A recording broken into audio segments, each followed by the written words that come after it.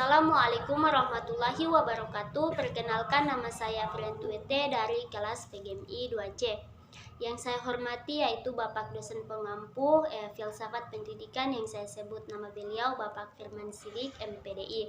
Baik, di sini saya akan memenuhi salah satu tugasnya, yaitu membuat video pembelajaran yang memuat tentang problematika pendidikan di Indonesia dan solusi penanganannya. Baik, langsung saja. Ada beberapa aspek pendidikan yang bisa kita cermati dan kemukakan di akhir-akhir ini menjadi problematika dalam pendidikan, yaitu yang pertama, kurikulum. Kurikulum yang sering dianggap dokumen sakti yang harus menjadi pegangan. Apa yang tertuang di dalamnya menjadi satu-satunya pegangan. Banyak guru yang masih takut berekreasi dan memanfaatkan. Orientasi kurikulum masih dilihat dari ketuntasan materi pelajaran. Guru menjadi panik begitu menyadari materi yang diajarkan belum terselesaikan. Lalu yang kedua yaitu masalah biaya. Biaya pendidikan mahal, ya. Bagi sebagian besar masyarakat, biaya pendidikan masih dianggap mahal. Kita lihat contohnya saja mengenai program wajib belajar 9 tahun yang sejatinya masih menjadi pekerjaan rumah bagi kita. Karena pada kenyataannya banyak anak-anak usia sekolah yang tidak putus sekolah dengan alasan biaya, padahal ada dana bantuan dari pusat. Tetapi tetap saja ada pungutan-pungutan pembohong yang dilakukan sekolah berkedok. Kesepakatan antara sekolah dan orang tua siswa, tapi serta-merta kita tidak bisa menyalahkan sekolah saja. Lalu yang ketiga, tujuan pendidikan. Tujuan pendidikan adalah untuk mencerdaskan kehidupan bangsa. Harusnya pendidikan itu menciptakan siswa yang memiliki daya nalar yang tinggi, memiliki kemampuan analisis tentang apa yang terjadi sehingga bila terjunkan dalam suatu permasalahan akan dapat mengambil keputusan yang tepat. Akan tetapi fenomenanya pendidikan itu dapat menyesatkan. Bisa kita lihat dari kualitas pendidikan yang hanya kita ukur berdasarkan ijazah. Padahal sekarang ini banyak ijazah yang diperjualbelikan. Lalu yang keempat yaitu ujian nasional. Kontroversi mengenai pelaksanaan ujian nasional atau UN sudah mewacana sejak tahun pelajaran 2002 sampai 2003. Pada tahun tersebut banyak pihak mengalami penyimpangan dari pelaksanaan UN.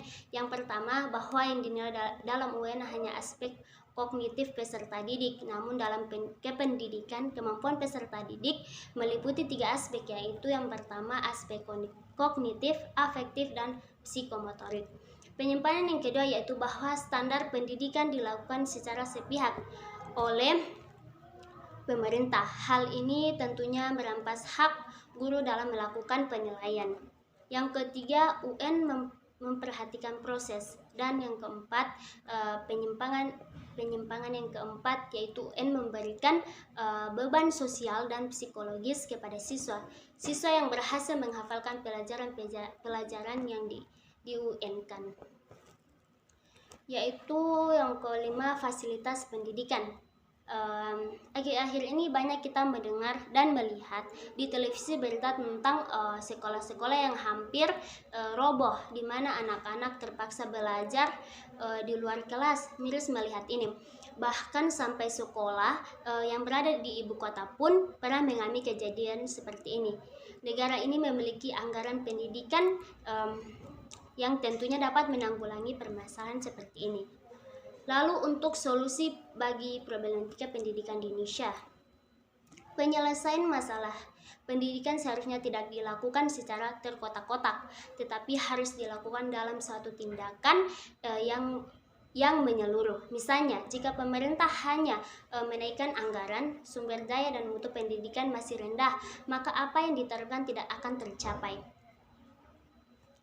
Jika kita melihat permasalahan kurikulum, hal yang dapat kita lakukan adalah pelaksanaan dan diterapkan kepada pelaksana ini. Contohnya, jika guru di sekolah diberikan keleluasan dalam menjalankan kurikulum asal masih berada pada koridornya, maka janganlah guru menghadapi materi pembelajaran akan lebih bermakna jika siswa benar-benar memahami materi walaupun sedikit daripada banyak yang diketahui hanya permukaannya saja.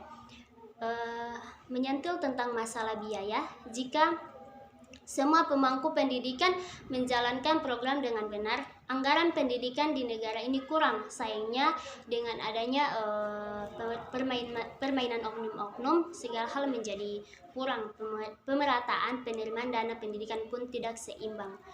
Lalu mengenai permasalahan pendidikan yang hanya didasarkan pada ijazah dan kelulusan UN.